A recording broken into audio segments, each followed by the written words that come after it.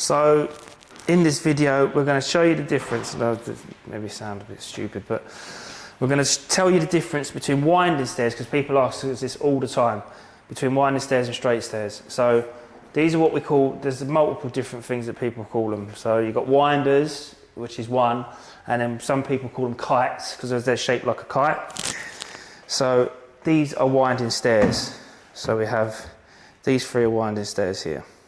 So just triangular kite shape. Yeah, so what you'll find generally, you'll go up a straight flight of stairs, or you have three winders at the bottom, or kites, and then you'll have a straight flight, and then you'll have three winders at the top, or in townhouses and stuff like that, you get one ups or two ups or whatever, you'll have a straight flight of stairs with maybe 10 or 12 stairs, and then you'll have three winding stairs onto a platform, and then into the rooms. Bedrooms. So it just turns around the corner, doesn't it? But they always have to be cut to size because every winder is a different shape. Very good point. So every step every wind that we do, we have to template individually. So you don't do these in like 1, 2, 3 together.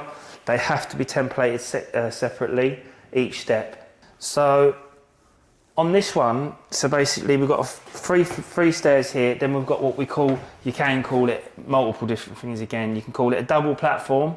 The half of this, it would be a half platform, and then you turn onto another platform, single platform.